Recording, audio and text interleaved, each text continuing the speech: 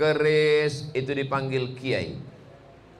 Ada lembu, ada kerbau warnanya hitam, tapi ada kerbau warnanya putih. Kerbau warna putih itu pun dipanggil kiai, namanya Kiai Selamat. Makanya kalau ada di orang kiai tidak bisa baca kitab, itu kerbau putih, Kiai Selamat. Tapi setelah Islam datang, maka ulama yang dihormati, yang dimuliakan, itu dipanggil kiai. Lalu kemudian ada yang dipanggil dengan Habib, diambil dari kata hub. Hub artinya cinta, Habib artinya mencintai dan dicintai. Kenapa dia dipanggil Habib? Karena dia mencintai kita. Karena dia cinta dengan kita, maka diajarkannya kita asyhadu an la ilaha illallah wa asyhadu anna muhammadar rasulullah. Dilarangnya kita minum khamar, berzina, dilarangnya kita membuat maksiat. Dan dia juga dipanggil dengan Habib, dicintai, karena kita pun mencintai dia. Kenapa kita cinta kepada dia? Karena Allah Ta'ala yang menyuruh kita mencintai dia, karena dia zuriat keturunan dari Nabi Muhammad sallallahu alaihi wasallam. Qul, katakan ya Muhammad, in kuntum tuhibbunallah, kalau memang betul kalian cinta kepada Allah, fattabi'uni, ikutilah aku. Ikuti aku maksudnya ikuti Nabi Muhammad sallallahu alaihi wasallam. Setelah Nabi meninggal, dilanjutkan oleh anaknya Sayyidatuna Fatimah, punya anak laki-laki namanya Sayyidina Al-Hasan, Sayyidina Al-Husain. Punya anak laki-laki Sayyidina Al-Husain namanya Sayyidina Ali Zainal Abidin. Ali Zainal Abidin punya anak laki-laki namanya Sayyidina Muhammad Al-Baqir. Punya anak laki-laki lagi namanya Sayyidina Ja'far Shadiq. Punya anak laki-laki lagi namanya Sayyidina Ali Al-Uraidi. Punya anak laki-laki lagi namanya Sayyidina Muhammad An-Naqib. Punya anak laki-laki lagi namanya Sayyidina Isa Ar-Rumi. Punya anak laki-laki lagi namanya Sayyidina Ahmad bin Isa Al-Muhajir. Disebut dia Al-Muhajir karena dia pindah dari Madinah ke Irak, Baghdad. Dia pindah muhajir, orang yang hijrah ke dia Hadramaut, Yaman. Lalu kemudian dia punya anak laki-laki Ubaidillah. Lalu kemudian anak keturunan inilah yang menyebar ke seluruh Afrika, ke seluruh Arab, ke seluruh Nusantara, sampailah ke tempat kita. Dan di antara pulau Kalimantan, Sulawesi, Jawa, Sumatera, di pulau Sumatera ini dari ujung Aceh turun ke bawah, itulah dia Medan, turun ke bawah Riau, turun ke bawah Jambi, turun lagi Palembang. Dan di Palembang inilah paling banyak zuriat Nabi Muhammad sallallahu alaihi wasallam. Mudah-mudahan Allah menjaga negeri ini dengan tersebarnya ilmu aqidah ahli sunnah wal jamaah. Ciri ahli sunnah wal jamaah itu 3. Yang pertama, akidahnya mengikut Imam Abul Hasan Al-Asy'ari. Bukan Syiah, bukan Khawarij, bukan Mu'tazilah, bukan Qadariyah, bukan Jabariyah, bukan Murji'ah, bukan sekuler, bukan liberal, bukan agnostik, bukan ateis. Akidahnya adalah ahlus sunnah wal jamaah. Itulah yang dikaji di masjid-masjid. Wujud, qidam, baqa, mukhalafatul hawadisi, qiyamuhu binafsihi, wadaniyah, qudrat, iradat, ilmun, hayat, sama, basar, kalam. Yang kedua adalah fikihnya bermazhab. Islam datang di Indonesia dari India, padahal India mazhabnya Hanafi. Seandainya Islam yang datang itu dari India, pastilah kita sekarang bermazhab Hanafi, karena orang India mazhabnya Hanafi. Tapi ada satu daerah, nama daerahnya Gujarat. Gujarat ini rupanya mereka sebagiannya bermazhab Syafi'i. Makanya jalur Islam yang datang ke tempat kita ini dari 2 jalur. Jalur yang pertama melalui India, Gujarat. Jalur yang kedua melalui Yaman. Kedua negeri ini bermazhab Syafi'i. Islam yang datang ke Indonesia dari Maroko. Maroko mazhabnya Maliki. Seandainya yang datang kemari dari Maroko, pastilah mazhabnya Maliki. Islam datang kemari dikirim oleh sultan-sultan dari Turki. Turki mazhabnya Hanafi. Maka yang paling kuat adalah yang datang kemari dari jalur Yaman, karena bermazhab Syafi'i. Tulen 100% mazhab Syafi'i. Maka kalau ingin anak-anak kita kental, tak bercampur dengan mazhab lain, itu dikirim ke Darul Mustafa Habib Umar bin Hafiz, atau ke Habib Salim Syatiri Rubat Tarim, atau ke Al-Ahqaf University, atau ke Habib Baharun di Kuliah Imam Syafi'i, karena dia tidak bercampur dengan mazhab-mazhab yang lain. Saya di Maroko di Darul Hadis, guru-guru kami bermazhab Maliki, tapi saya tidak belajar fikih di sana. Saya hanya mengambil pelajaran hadis karena tempatnya Darul Hadis. Lalu kemudian dalam bidang tasawuf, akhlaknya, qanaahnya, ridhonya, tawakalnya, zuhudnya, itu semuanya mengikut Imam Abu Hamid Al-Ghazali, meninggal tahun 505. Kitabnya dikaji di pondok-pondok pesantren. Nama kitabnya Ihya Ulumuddin. Ihya Ulumuddin 4 jilid, susah pakai bahasa Arab, tebal, lama mengkajinya. Datanglah seorang ulama, diringkasnya Ihya Ulumuddin ini menjadi kitab yang kecil, dirubahnya menjadi bahasa Melayu. Sampai sekarang masih dipelajari di Riau, di masjid-masjid. Nama kitabnya Sayrus Salikin. Yang meringkas dan menerjemah ini seorang ulama namanya Syekh Abdul Somad Al-Falembani. Falembani artinya orang Palembang. Syekh Abdul Somad Al-Falembani belajar ke Makkah. Nama gurunya Syekh Muhammad Abdul Karim Samman. Samman inilah tarekat Sammaniyah. Lalu kemudian mereka pulang satu kapal dari kota Madinah menuju Pulau Sumatera. Mereka, Syekh Muhammad Abdul Karim Samman punya murid-murid tadi. Salah satu muridnya adalah Syekh Abdul Somad Al-Falembani. Satu lagi dari Sumatera terus melanjutkan ke Kalimantan. Itulah dia namanya Syekh Muhammad.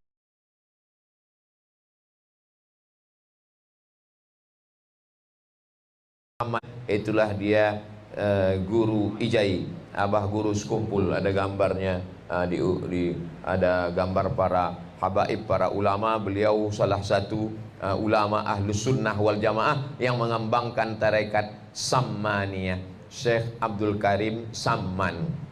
Ini semua adalah ilmu, karena kalau tanpa ilmu ini maka kita akan susah untuk mengetahui jalan. Alhamdulillah. Jadi kalau kita mau belajar melalui YouTube atau belajar melalui internet, tengok dulu. Kalau dia berpegang kepada yang 3, ikuti. Akidahnya Asy'ari, fikihnya Syafi'i, tasawufnya Sunni, ikuti. Tapi kalau dia tidak kepada yang 3 ini, maka kita khawatirkan kita kacau dalam hal beribadah, kita sendiri pun bingung dalam hal beribadah. Jadi kalau ada orang mengatakan kita ini Pak Ustadz ngajinya mesti ada orangnya, memang betul ada orangnya. Tapi kami selama ini mendengar kajian Ustadz Somad di YouTube, itu hanya wasilah saja. Sama macam kita baca buku, yang penting ada orangnya. Nah, selama ada orangnya, kita bisa mendengarkannya, kita bisa mempelajarinya. Ustadz Ali, akidahnya Asy'ari, fikihnya Syafi'i, tasawufnya adalah Imam Junaid Al-Baghdadi dan Abu Hamid Al-Ghazali. Saya sampai hari ini masih belajar. Jadi kalau saya baca buku, ada hal-hal yang tidak tahu ditanya oleh jamaah, itu saya mesti buka lagi, bertanya lagi kepada guru-guru muzakarah. Kita adalah apa yang kita baca. Jadi kalaupun kita ditanya orang, nanti saya cari dulu jawabannya. Tapi kemarin kami tonton di YouTube, saya tengok Ustadz kalau ditanya orang jawab semua. Itu yang diupload, itu yang saya bisa aja, yang tak bisa tak diupload. Karena kita adalah apa yang kita baca.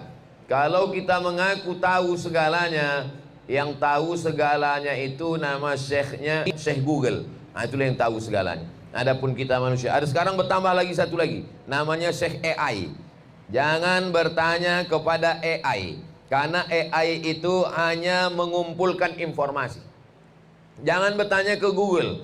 Karena Google itu hanya mengumpulkan informasi yang dia tahu. Dia tidak bisa membedakan mana Ahlus Sunnah, mana Mu'tazilah, mana Khawarij, mana Murji'ah, mana Syiah, mana Qadariyah, mana Jabariyah. Maka kita mesti belajar ke guru, karena kalau tidak nanti kita bingung sendiri dalam beramal. Kalau di pondok-pondok, di tempat para habaib, di tempat para kiai, itu ada kurikulumnya. belajar tauhid dari kitab yang kecil dulu, Aqidatul Awam. Nanti hafal nazam matannya baru naik ke Jala'ul Afham. Nanti naik lagi ke Al-Husunul Hamidiyah. Baru nanti puncaknya lain pondok, lain kurikulum, tapi semuanya Ahlussunnah adalah Ad-Dasuqi ala Ummil Barahin. Wujud qidam baqa juga yang dikaji. Dalam kitab masalah fikih begitu juga. Dari kitab yang kecil Matan Takrib naik ke Fathul Qarib, lalu kemudian I'anatul Talibin, barulah kitab-kitab yang besar Al-Majmu' Syarah Muhazzab Imam Nawawi dan lain sebagainya. Berkurikulum, bersilabus. Karena kalau tidak nanti kita akan bingung sendiri, sholat bingung sendiri. Nah, jadi ada orang pernah datang dari Jakarta, sholat di masjid tempat di kota saya di Pekanbaru. Bingung saya tadi Ustaz Somad, kata dia. Kenapa? Saya sholat, imamnya baca bismillah. Bismillahirrahmanirrahim, sholat subuh. Bismillahirrahmanirrahim. Alhamdulillahi rabbil alamin. Terus habis itu bangkit dari ruku, Sami Allahu liman hamidah, Allahu akbar. Dia tak baca kunut, kata dia. Terus saya tanya, di mana antum bingungnya? Kalau menurut mazhab Syafi'i, bismillahnya jahar, Bismillahirrahmanirrahim, dan kunutnya pakai subuh, dan subuhnya pakai kunut. Itu mazhab Syafi'i. Kalau bismillahnya sir, bismillahnya nggak kedengaran, Bismillahirrahmanirrahim, itu mazhab Hambali dan tidak pakai kunut subuh. Makanya kita di Saudi Arabia, Masjidil Haram, Masjid Nabawi, bismillahnya sir dan tidak pakai kunut. Tapi di masjid tempat saya sholat tadi, kata dia, bismillahnya jahar dan tidak pakai kunut. Mazhab apa itu, kata dia. Karena saya bingung, saya jawab, mungkin dia SMP-nya Muhammadiyah, SMA-nya NU. Akhirnya jamaah bingung. Datang yang satu lagi, masih syukur dia sholat Pak Ustadz, daripada nggak sholat. Nah, itu udah lain lagi udah. Kita ini beramal ini ada acuannya, tidak mencampur-campur mazhab. Maka yang paling selamat adalah belajar, belajar, belajar. Tidak ada halangan umur. S1 22 tahun, S2 25, S3 27. Itu sistem barat. Kalau dalam Islam tak ada batasan umur. Utlubil ilma minal mahdi ilal lahdi. Dari buayan hingga ke liang lahat. Dari anak kecil sampai ke akil baligh, belajar, belajar, belajar. Saya sampai sekarang masih baca buku, masih ngaji, masih muzakarah. Sebulan sekali kami kumpul-kumpul di Palembang. Ustadz-ustadz, Habib-habib ngumpul, namanya Masfuroh. Tadi ketemu dengan Habib Faris, ngomong, Ustadz Somad kami tiap bulan kumpul di sini dengan Ustadz Ali, berkumpul semua dulu dengan Habib Mahdi bin Syihab. Setelah beliau meninggal, Allahumma firlahu warhamhu wa'afi wa'afanhu, tetap berlanjut. Alhamdulillah, selama para habaib, para asatis masih berkumpul, masih ngaji, maka kita pun di bawah ikut. Kita tinggal sami'na wa ata'na. Ini jalan yang pertama adalah jalan ilmu. Jalan yang kedua menuju surga Allah Subhanahu wa taala, ada satu pintu, nama pintunya namanya Babur Rayyan. Di Babur Rayyan ini la yadkhuluhu illa shaimun. Tidak ada yang bisa memasuki Babur Rayyan ini kecuali orang-orang yang puasa. Mudah-mudahan kita termasuk yang masuk surga melalui Babur Rayyan ini insyaallah. Amin ya rabbal alamin. Setelah puasa Ramadan bulan Syawal ada lagi namanya puasa 6. Hadisnya sahih. Man shoma Ramadan, siapa yang puasa Ramadan, thumma atsba'ahu sittan min Syawal, diikuti 6 hari di bulan Syawal, kana kasiyamid dahri, dapat pahala macam puasa setahun. Jadi tidak ada bulan itu kosong dari puasa. Nanti habis bulan Ramadan masuk ke Syawal, puasa 6. Mana yang lebih afdal?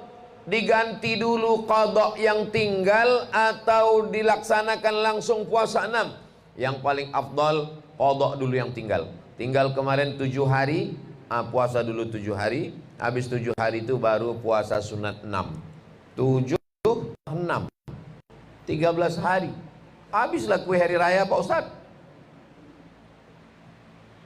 kalau kita mau beramal afdal. Tapi kata Imam Zakaria Al-Ansari, panjang umur, sehat badan, mudah-mudahan kita bisa ziarah ke makam Imam Syafi'i di Mesir insyaallah. Amin. Di samping makam Imam Syafi'i ada satu makam, namanya makam Imam Zakaria Al-Ansari, ulama besar dalam mazhab Syafi'i. Kata Imam Zakaria Al-Ansari, siapa yang puasa 6 hari di bulan Syawal, puasanya puasa 6, tapi niatnya niat qadha. Puasa 6 itu sunat, tapi dia niat qadha. Siapa yang puasa 6 hari di bulan Syawal, niatnya niat qadha, maka dia dapat pahala puasa sunat. Saya niat puasa qadha besok hari di bulan Syawal, dibuatnya 6 hari, maka dia dapat pahala puasa sunat Syawal. Sekali dayung 2-3 pulau terlampaui. Siapa yang puasa sunat tak dapat puasa qadha, tapi siapa yang puasa qadha dapat pahala puasa sunat. Puasa qadha dia di bulan Syawal, dilaksanakannya pada hari Senin, maka dia dapat 3, qadhanya lunas, puasa sunat Senin dapat, puasa sunat Syawalnya pun dapat. Begitu kata Imam Zakaria Al-Ansari. Jadi pilihannya ibu yang kemarin tinggal 7 hari. Ustaz Somad kenapa sebut ibu? Karena ibu yang tinggal 7 hari. Rupanya bapak tuh tinggal 17 hari. Maka ibu dan bapak sama saja. Niatkan saja puasanya 6 hari, tapi niatnya qadha, maka insya Allah dapat qadhanya lunas dan dapat pahala puasa sunat. Apakah mesti berurutan 1, 2, 3, 4, 5, 6? Enggak. Boleh di awal, boleh di tengah, boleh di ujung, boleh dicicil, boleh berurutan, boleh terpisah-pisah. Ini artinya kita terus jaga di bulan Syawal. Masuk bulan Zulqa'dah. Zulqa'dah puasa lagi. Mana dalilnya? Dalilnya ada dalam kitab Musnad Ahmad bin Ambal. Wa minal hurumi fasum. Berpuasalah engkau di bulan-bulan haram. Bulan haram itu maksudnya bulan mulia. Bulan mulia itu 4 bulan. Zulqa'dah, Zulhijjah, Muharram, Rajab. Zulqa'dah, Zulhijjah, Muharram, Rajab. Syawal puasa 6, Zulqa'dah puasa sunat, Zulhijjah puasa sunat. Yang tidak boleh itu 4 hari, 10, 11, 12, 13. Adapun hari berikutnya boleh. Lalu kemudian dilanjutkan lagi pada bulan Muharram. Bulan Muharram, bulan Safar. Bulan Safar kita tetap puasa 3 hari. Tanggal 13, 14, 15. Namanya Ayyamul Baid. Baid artinya putih. Kenapa disebut putih? Karena pada tanggal 13, 14, 15 bulan purnama, cahayanya menerangi bumi yang hitam menjadi putih. Sebagaimana kita hitam karena dosa, karena berkat puasa 3 hari ini menjadi putihlah kita, bersih dari dosa-dosa. Begitu kata para ulama menjelaskan makna Ayyamul Baid. Siapa yang sanggup puasa 3 hari dapat pahala 1 bulan. Kenapa begitu? Karena dalam Quran dikatakan, man jaa bil hasanati falahu asyru amsalihha. Siapa yang melaksanakan 1 dibalas 10, 2 20, 3 30. Nah, jadi bagi siapa yang mau puasa 1 bulan penuh, 13, 14, 15. Saya maunya bukan 3 hari Pak Ustaz, 8 hari. Senin, Kamis, Senin, Kamis, Senin, Kamis, Senin, Kamis. 8 hari. Saya maunya lebih banyak dari 8 hari Pak Ustaz, 15 hari. Ahabbus saum ilallah saumi Daud. Puasa yang paling disukai Allah adalah puasa Nabi Daud. 1, 3, 5, 7, 9, 11, 13, 15, 17, 19, 21, 23, 25, 27, 29. 15 hari. Puasa sehari, makan sehari. Tapi ada pula jamaah yang bertanya, Ustaz, ada yang mau saya tanya Pak Ustaz, apa itu? Bagaimana dengan sholat suami saya? Gimana sholatnya? Sholat Daud Pak Ustaz, sehari sholat, sehari tak sholat. Mana ada, itu salah dengar itu. Makanya kalau dengar pengajian itu, kalau tidur, tidur betul, kalau dengar, dengar betul. Jangan setengah tidur, akhirnya puasa kata Ustadz, sholat kata dia. Sholat Nabi Daud, sholatnya malam, tahajud. Puasa Nabi Daud sehari puasa, makan sehari. Ada puasa yang lebih hebat lagi daripada itu. Ada. Namanya puasa ad-dahru. Tidak makan sama sekali, puasa sepanjang. Tapi ulama ikhtilaf tentang ini. Ulama yang membolehkan puasa dahar, dalilnya adalah perbuatan sahabat Nabi yang laki-laki namanya Abdullah bin Umar. Abdullah bin Umar itu puasa sepanjang hari. Sedangkan yang perempuan adalah Sayyidatuna Aisyah. Istri Nabi namanya Aisyah radhiyallahu anha. Setelah Nabi meninggal, dia tidak ada anak, dia tidak ada suami, dia berpuasa sepanjang hari. Jadi ibu, anak-anaknya semua sudah besar-besar, suami sudah meninggal, hidup sendiri, mau banyak beribadah, boleh dia puasa dahar. Laki-laki kalau dia ada tanggungan mencari nafkah tak boleh, karena kalau dia tidak puasa nanti dia tidak bisa berusaha, dia tidak boleh. La yukallifullahu nafsan illa us'aha. Nah, ini puasa yang kita laksanakan. Saya pernah ke Kudus, Jawa Tengah. Makanan sudah teridang semua. Silakan makan Pak Ustadz, makan. Pas saya makan, yang tuan rumah nggak makan. Lalu saya tanya, kenapa Bapak nggak makan? Mohon maaf Pak Ustadz, saya puasa. Dalam hati saya, masa dia nggak makan sama kita, dia siapkan makanan. Kenapa nggak dibatalkannya? Saya memang puasanya bukan puasa Senin Kamis, bukan puasa Nabi Daud Pak Ustadz. Saya memang puasa tiap hari, puasa dahar. Sepanjang tahun Pak? Iya. Sudah berapa lama? Sudah 2 tahun Pak Ustadz. 2 tahun puasa dan tetap sehat badannya. Jadi kalau ada orang mengatakan puasa itu nanti membuat badan lemah, itu memang dia malas puasa. Buktinya kita jumpa sama orang puasa, sehat badan, sehat pikiran, sehat mulut, nggak bicara aib orang, sehat mata, tak menengok yang haram, sehat telinga, tak mendengar yang haram, sehat pikiran, tak memikirkan yang haram, sehat hati, tak merenungkan yang haram, sehat badan, sehat pikiran.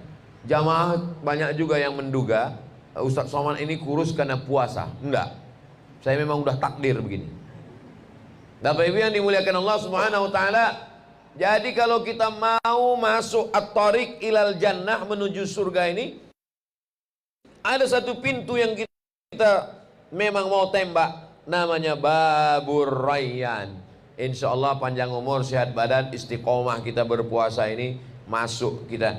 Puasa itu wajib, ada puasa itu sunat, sedangkan sehat itu bonus. Jadi jangan berpuasa niatnya dicampur-campur. Nawaitu soma ghadin an adai fardhi syahri Ramadan, diet lillahi ta'ala. Diet itu bonusnya. Banyak sekarang orang tidak makan, dikasih nasi. Saya nggak makan nasi Pak Ustadz, diet karbo. Katanya karbohidrat merusak. Minum teh manis nggak mau, kenapa? Diabetes, gula darah. Makan emping melinjo nggak mau, kenapa? Asam urat. Nggak mau makan santan, kenapa? Kolesterol. Kuncinya mudah saja, puasa sunat. Habis itu semua kolesterol, kelebihan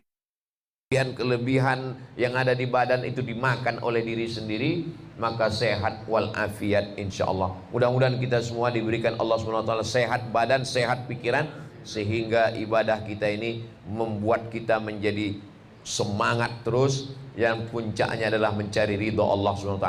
Ini at-tariq ilal jannah, namanya Babur Rayyan.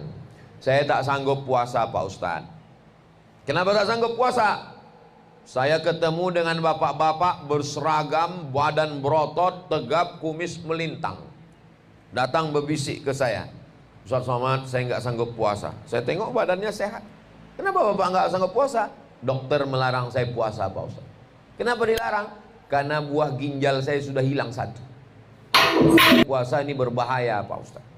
Maka apa boleh buat. Begitu juga dengan orang yang sakit mah, kemana-mana bawa tas. Kita sangka isinya laptop, rupanya roti gabin. Karena kalau lambat sedikit mengunyah, itu asam lambung keluar. Dia 1 jam, 2 jam mesti. Ini tidak bisa lagi, mah akut. Maka faman kana minkum maridhan, siapa yang sakit, au ala safarin atau musafir, sakit atau musafir, fa'iddatum min ayyamin ukhar, ganti di hari yang lain. Ganti di bulan Syawal. Bulan Syawal pun sakit juga, ganti di bulan Zulqa'dah. Zulqa'dah pun sakit juga, ganti di bulan Zulhijjah. Ganti-ganti sampai mati tak bisa mengganti Pak Ustadz. Maka mereka ini tidak wajib puasa. Wa 'alal ladzina yutiqunahu, yang tak sanggup puasa, fidyatun ta'amu miskin, bayar fidyah. Orang yang tua renta 70-80, orang yang sakit tak sembuh-sembuh, dia tidak disuruh mengqadha, dia disuruh bayar fidyah. Fidyahnya berapa? Makan pagi, makan siang, makan malam. 1 hari puasa, 1 hari makan miskin. Bukan fakir, miskin. Apa beda fakir sama miskin? Hidup sebatang kara, anak tak ada, suami tak ada, pemasukan tak ada. Fakir. Bisa ambil upah buruh, cuci, kerja, pendapatan 1 juta, kewajiban 3 juta. Itu namanya miskin. Ada pemasukan tapi tak cukup, itu miskin. Kalau banyak duit tapi tak cukup-cukup, itu namanya tamak. Nah, jadi yang kita kasih tadi makan itu adalah fidyatun ta'amu miskin. Makan pagi, makan siang, makan malam. Kalau diduitkan di Palembang berapa lah itu Pak Ustadz? Menurut Basnas DKI Jakarta, 1 hari fidyah itu 60.000. Makan pagi, makan siang, makan malam. Jadi kalau 60.000 sehari, 10 hari 600.000, 1 bulan 1.800.000. Yang punya saudara yang sakit atau dia tua renta, mak ayah kita, maka kita bayarkan 1.800.000. Bisa untuk 10 orang atau 30 orang atau 1 orang, tergantung yang berhajat di kampung itu. Ini kampungnya orang kaya semua Pak Ustadz, dan yang miskin cuma 1 orang. Kasih 1.800.000 untuk 1 orang. Ini fidyah ini fidyah emak ayah saya. Bagaimana dengan orang yang mati tapi masih ada utang puasa? Man mata, siapa yang mati, wa alaihi siyamun, punya utang puasa, shoma anhu waliyuhu, maka ahli warisnya wajib menggantikan puasanya. Puasa tidak lunas hanya karena mati. Jangan sangka, kamu kenapa tak mengganti puasa? Saya nunggu mati aja Pak Ustadz. Enak kali. Mati tidak buat lunas hutang puasa. Jadi siapa yang mati, cari catatannya. Kalau ada catatannya, terbuka di rak-rak, di laci, di celah-celah bajunya, dapat utang puasaku ada 5 hari lagi. Panggil kakak, semua abang, telepon suruh mereka datang, bilang ini ada pembagian ini. Insya Allah cepat mereka datang. Disangkanya pembagian harta warisan, rupanya pembagian utang puasa. Kau 3 hektar, 3 hari puasa. Tidak ada ikhtilaf antar 4 mazhab. Mazhab yang paling tua mazhab Hanafi, nomor 2 mazhab Maliki, nomor 3 mazhab Syafi'i, nomor 4 mazhab Hambali.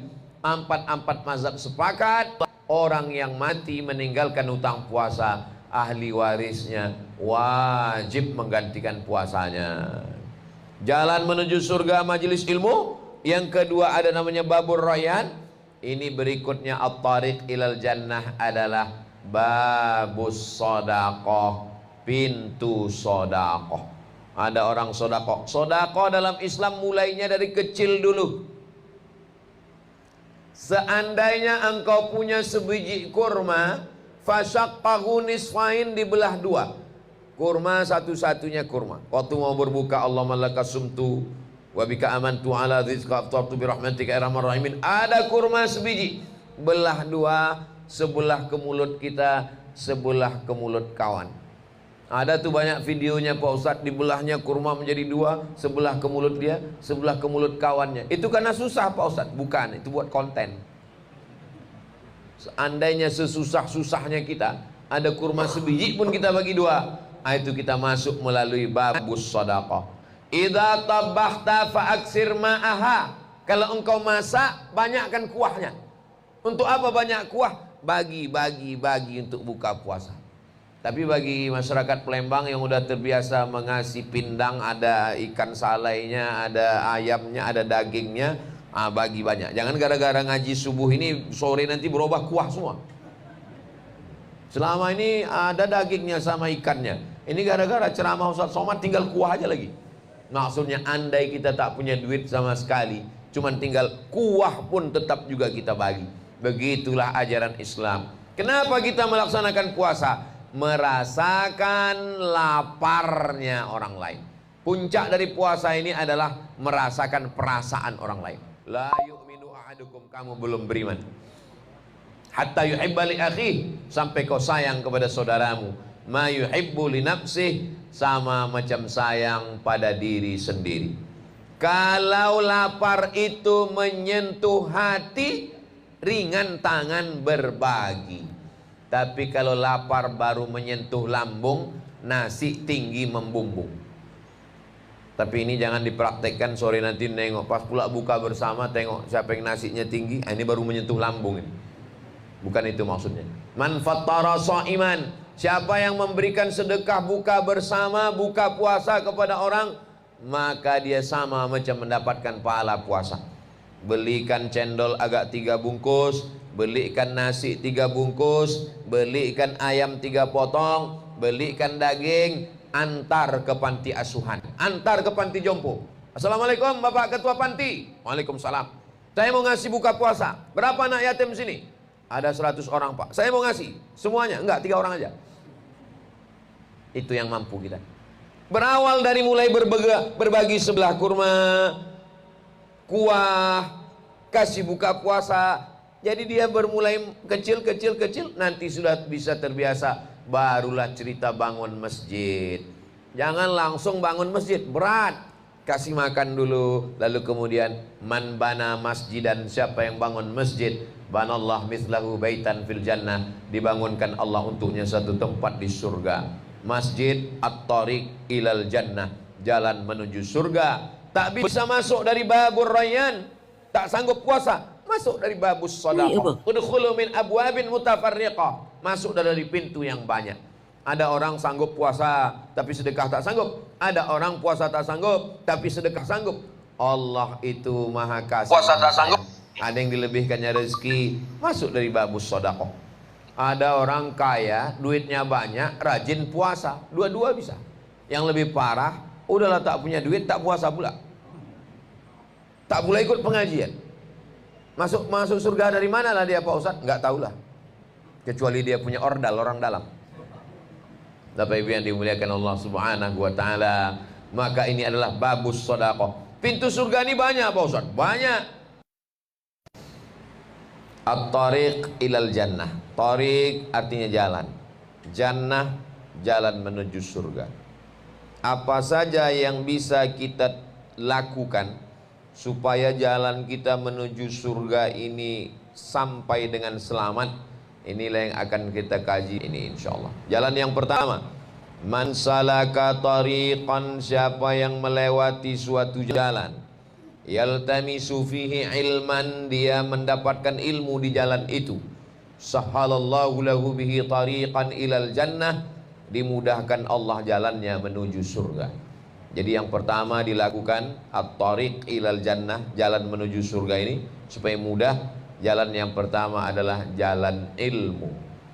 Makanya ada ulama-ulama yang mengatakan tariqah kami, jalan kami adalah al-ilmi, at-ta'lim wa ta'allum.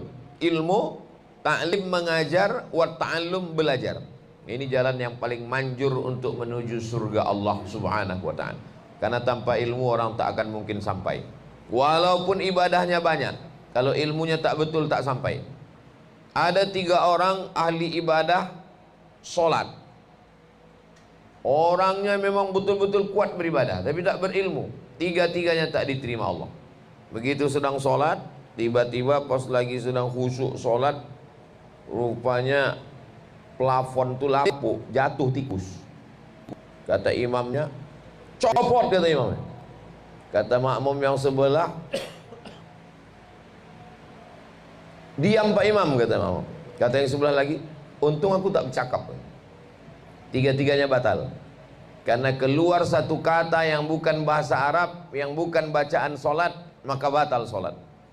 Maka seandainya dia orang yang berilmu, maka otomatis otaknya mengatakan diam, dan itulah disebut dengan spontan.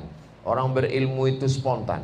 Begitu melihat sesuatu terkejut, subhanallah, masya Allah, tabarakallah, la haula wa la quwata illa billah. Semuanya cepat dia balikkan kepada Allah subhanahu wa ta'ala.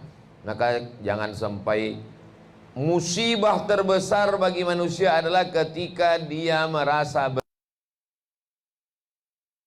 berilmu. Orang belajar ini ada 3 level. Level yang pertama, merasa tahu segalanya. Nah, itu level orang baru pertama berilmu. Level yang kedua, ada beberapa hal yang kita belum tahu. Nah, ini level yang kedua. Level ketiga, merasa tak tahu. Jadi orang yang baru-baru ngaji, baru-baru tobat, baru-baru hijrah, tahu segalanya. Jadi kalau Bapak Ibu nanti menonton di YouTube, ada orang mengaku tahu segalanya, semua dijawab, semua dibahas, semua dicakapkan. Nah, itu baru level 1. Kalau dia naik level, saya memang sudah tahu Ustaz, tapi banyak hal yang saya belum tahu. Nah, itu level 2. Puncaknya adalah makin banyak kita tahu, lebih banyak yang kita tak tahu. Akhirnya kita merasa tak tahu. Maka disitulah puncak daripada ilmu. Wa fauqa kulli dhi ilmin alim. Di atas yang berilmu ada yang maha berilmu. Itulah Allah subhanahu wa ta'ala. Bersyukur kita di kota Palembang, banyak para habaib, banyak kiai, banyak ustadz. Kita tinggal mengaji saja kepada mereka, insya Allah. Ada panggilannya ustaz. Ustaz itu dari bahasa Persia. Ustaz artinya orang yang punya ilmu. Itu arti ustaz. Kalau di Mesir, ustaz itu artinya profesor, guru besar. Makanya waktu saya belajar dulu, nama rektornya Al-Ustaz Ahmad Omar Hashim, rektor Al-Azhar. Profesor Ahmad Omar Hashim, itu arti ustaz. Sampai ke kampung saya, ustaz guru mengaji. Jadi level paling tinggi, sampai ke kampung kita dijatuhkan serendah-rendah. Guru mengajilah orang yang paling mulia. Khairukum, orang yang paling mulia di antara kamu, kata Nabi, man ta'allamal Qur'ana, orang yang belajar Quran, wa 'allamahu, dan mengajarkan Al-Quran. Ada yang dipanggil syekh. Syekh artinya orang tua. Orang yang sudah berumur, orang tua, itu dipanggil dengan syekh. Ada orang tua ini karena umurnya, ada orang tua karena ilmunya. Maka orang yang muda pun dipanggil syekh kalau dia berilmu di Jazirah Arab. Ada orang dipanggil dengan sebutan kiai dari Pulau Jawa. Karena dulu sebelum Islam datang, orang Jawa memuliakan benda-benda. Gending, tombak, keris, itu dipanggil kiai. Ada lembu, ada kerbau warnanya hitam, tapi ada kerbau warnanya putih. Kerbau warna putih itu pun dipanggil kiai. Namanya Kiai Selamat. Makanya kalau ada di orang kiai tidak bisa baca kitab, itu kerbau putih, Kiai Selamat. Tapi setelah Islam datang, maka ulama yang dihormati, yang dimuliakan, itu dipanggil kiai.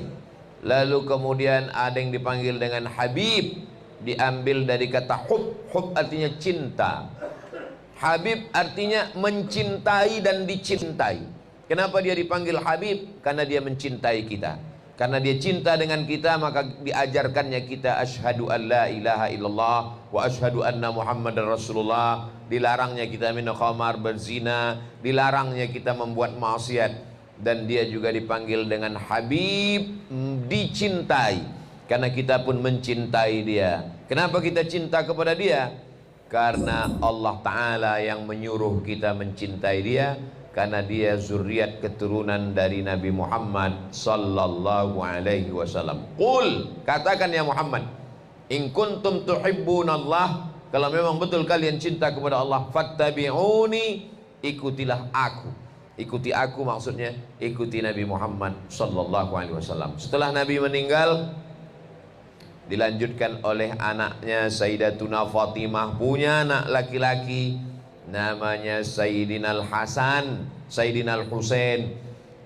punya anak laki-laki Sayyidina Al-Husain, namanya Sayyidina Ali Zainal Abidin. Ali Zainal Abidin punya anak laki-laki, namanya Sayyidina Muhammad Al-Baqir. Punya anak laki-laki lagi, namanya Sayyidina Ja'far Shadiq. Punya anak laki-laki lagi, namanya Sayyidina Ali Al-Uraidi. Punya anak laki-laki lagi, namanya Sayyidina Muhammad An-Naqib. Punya anak laki-laki lagi, namanya Sayyidina Isa Ar-Rumi. Punya anak laki-laki lagi, namanya Sayyidina Ahmad bin Isa Al-Muhajir. Disebut dia Al-Muhajir karena dia pindah dari Madinah ke Irak, Baghdad. Dia pindah muhajir, orang yang hijrah. Hijrah ke dia Hadramaut, Yaman. Lalu kemudian dia punya anak laki-laki Ubaidillah.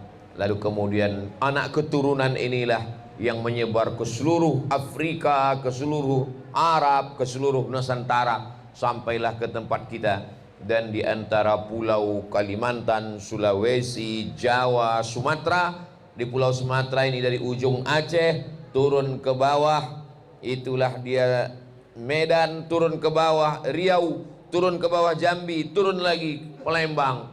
Dan di Palembang inilah paling banyak zuriat Nabi Muhammad sallallahu alaihi wasallam. Mudah-mudahan Allah menjaga negeri ini dengan tersebarnya ilmu akidah ahli sunnah wal jamaah. Ciri ahli sunnah wal jamaah itu 3. Yang pertama, akidahnya mengikut Imam Abul Hasan Al-Asy'ari. Bukan Syiah, bukan Khawarij, bukan Mu'tazilah, bukan Qadariyah, bukan Jabariyah, bukan Murji'ah, bukan sekuler, bukan liberal, bukan agnostik, bukan ateis. Akidahnya adalah Ahlus Sunnah wal Jamaah. Itulah yang dikaji di masjid-masjid. Wujud, qidam, baqa, mukhalafatul hawadisi, qiyamuhu binafsihi, wadaniyah, qudrat, iradat, ilmun, hayat, sama, basar, kalam. Yang kedua adalah fikihnya bermazhab. Islam datang di Indonesia dari India, padahal India mazhabnya Hanafi. Seandainya Islam yang datang itu dari India, pastilah kita sekarang bermazhab Hanafi, karena orang India mazhabnya Hanafi. Tapi ada satu daerah, nama daerahnya Gujarat. Gujarat ini rupanya mereka sebagian yang bermazhab Syafi'i. Makanya jalur Islam yang datang ke tempat kita ini dari 2 jalur. Jalur yang pertama melalui India, Gujarat. Jalur yang kedua melalui Yaman. Kedua negeri ini bermazhab Syafi'i. Islam yang datang ke Indonesia dari Maroko. Maroko mazhabnya Maliki. Seandainya yang datang kemari dari Maroko, pastilah mazhabnya Maliki. Islam datang kemari dikirim oleh sultan-sultan dari Turki. Turki mazhabnya Hanafi. Maka yang paling kuat adalah yang datang kemari dari jalur Yaman, karena bermazhab Syafi'i. Tulen 100% mazhab Syafi'i.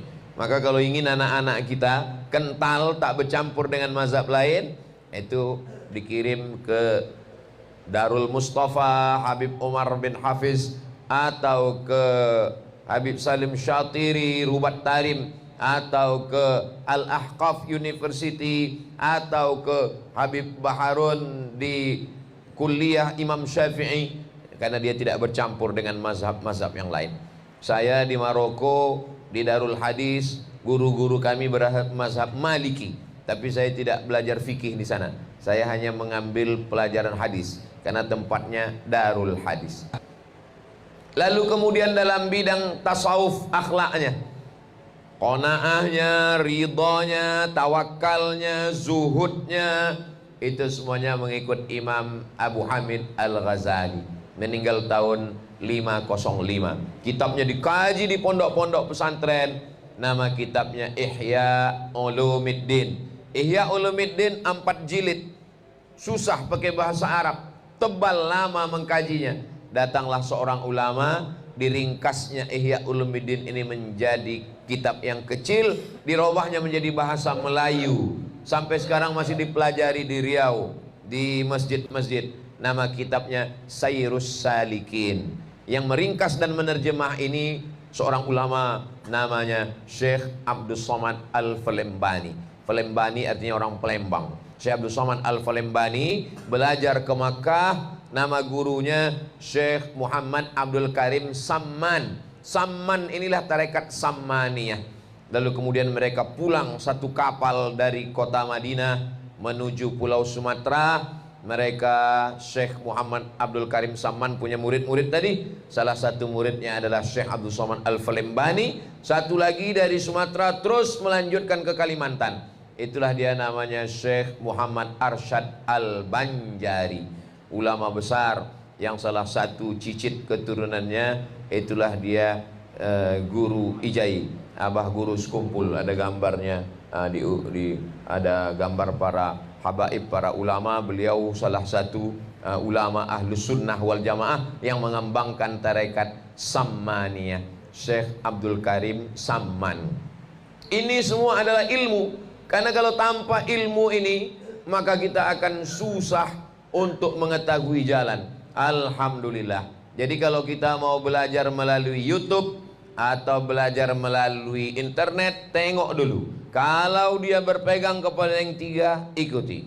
Akidahnya Asy'ari, fikihnya Syafi'i, tasawufnya Sunni, ikuti. Tapi kalau dia tidak kepada yang tiga ini, maka kita khawatirkan kita kacau dalam hal beribadah, kita sendiri pun bingung dalam hal beribadah. Jadi kalau ada orang mengatakan kita ini Pak Ustadz ngajinya mesti ada orangnya, memang betul ada orangnya. Tapi kami selama ini mendengar kajian Ustadz Somad di YouTube, itu hanya wasilah saja. Sama macam kita baca buku, yang penting ada orangnya. Nah, selama ada orangnya, kita bisa mendengarkannya, kita bisa mempelajarinya. Ustadz Ali, akidahnya Asy'ari, fikihnya Syafi'i, tasawufnya adalah Imam Junaid Al-Baghdadi dan Abu Hamid Al-Ghazali. Saya sampai hari ini masih belajar. Jadi kalau saya baca buku, ada hal-hal yang tidak tahu ditanya oleh jamaah, itu saya mesti buka lagi, bertanya lagi kepada guru-guru muzakarah. Kita adalah apa yang kita baca. Jadi kalaupun kita ditanya orang, nanti saya cari dulu jawabannya. Tapi kemarin kami tonton di YouTube, saya tengok Ustadz kalau ditanya orang jawab semua. Itu yang diupload, itu yang saya bisa aja, yang tak bisa tak diupload. Karena kita adalah apa yang kita baca. Kalau kita mengaku tahu segalanya, yang tahu segalanya itu nama syekhnya Syekh Google. Itulah yang tahu segalanya. Adapun kita manusia, ada sekarang bertambah lagi satu lagi, namanya Syekh AI. Jangan bertanya kepada AI, karena AI itu hanya mengumpulkan informasi. Jangan bertanya ke Google, karena Google itu hanya mengumpulkan informasi yang dia tahu. Dia tidak bisa membedakan mana Ahlus Sunnah, mana Mu'tazilah, mana Khawarij, mana Murji'ah, mana Syiah, mana Qadariyah, mana Jabariyah. Maka kita mesti belajar ke guru, karena kalau tidak nanti kita bingung sendiri dalam beramal. Kalau di pondok-pondok, di tempat para habaib, di tempat para kiai, itu ada kurikulumnya. Belajar tauhid dari kitab yang kecil dulu, Aqidatul Awam. Nanti hafal nazam matannya, baru naik ke Jala'ul Afham. Nanti naik lagi ke Al-Husunul Hamidiyah. Baru nanti puncaknya, lain pondok, lain kurikulum, tapi semuanya Ahlussunnah adalah Ad-Dasuqi ala Ummil Barahin. Wujud qidam baqa juga yang dikaji. Dalam kitab masalah fikih begitu juga. Dari kitab yang kecil, Matan Takrib, naik ke Fathul Qarib, lalu kemudian I'anatul Talibin, barulah kitab-kitab yang besar, Al-Majmu' Syarah Muhazzab Imam Nawawi, dan lain sebagainya. Berkurikulum, bersilabus. Karena kalau tidak nanti kita akan bingung sendiri, sholat bingung sendiri.